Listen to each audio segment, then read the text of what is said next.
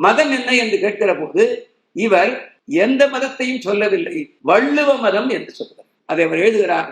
1932 ஜனவரியில் உள்ளே போனேன் காங்கிரஸ்காரனாக, நவம்பர் மாதம் வெளியே வந்தேன் கம்யூனிஸ்டாக.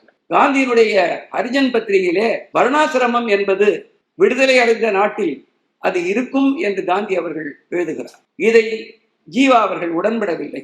காந்தி அப்போது ஜீவாவிடம் கேட்கிறார், என் பெயரில் ஒரு ஆசிரமத்தை வைத்துக் கொண்டு எனக்கு என்னை எதிர்த்து எழுதுகிற துணிச்சல் உங்களுக்கு எங்கிருந்து வந்தது என்று கேட்கிறார். சேரன்மாதேவி குருகுலத்தில் ஏற்பட்ட பிரச்சனை உங்களுக்கு தெரியும்.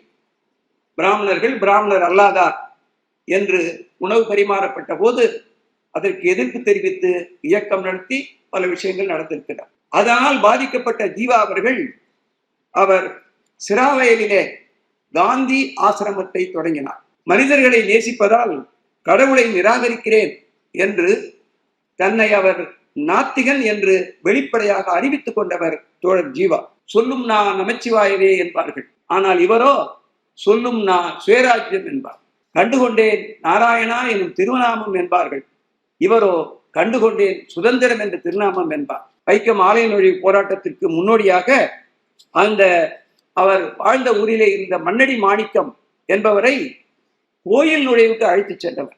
உங்களுக்கு எல்லாம் தெரியும், 1952 எல்லாம் சென்னை ராஜதானியாக இருந்தது. அப்போது மாநிலம் இல்லை, மொழி வழி மாநிலம் இல்லை. 56 தான் மொழி வழி மாநிலம் வந்தது. அந்த மொழி வழி மாநிலம் வருகிற போது தமிழ்தான் ஆட்சி மொழியாக இருக்க வேண்டும் என்பதை ஓங்கி ஒலித்தவர் ஜீவா அவர்கள். எம்ஜிஆர் அவர்கள் ஆட்சியிலே இருந்த போது சென்சாருக்கு மேல் ஒரு சூப்பர் சென்சார் என்கிற ஒரு சட்டத்தை கொண்டு வந்தார். அதை தமிழ்நாடு அரசும் சென்சார் செய்யலாம், தணிக்கை செய்யலாம் என்று ஒரு சட்டத்தை கொண்டு வந்தார். உங்களுக்கு மனம் புண்படுகிறது என்று சொல்லுகிறீர்களே, எங்களுடைய இந்து மத புராணங்களிலே இதிகாசங்களிலே இப்படியெல்லாம் ஆபாச புனை சுருட்டுகள் இருக்கிறதே என்று எங்கள் மனம் புண்படுகிறதே, நாங்கள் என்ன செய்வது என்றும் கேள்வி கேட்கிறார். அதுதான் ஜீவா. இப்ப நமக்கு கடவுள் இல்லை அப்படின்ற ஒரு சொல்ல சொன்னா நமக்கு யார் ஞாபகத்துக்கு வருவாங்க?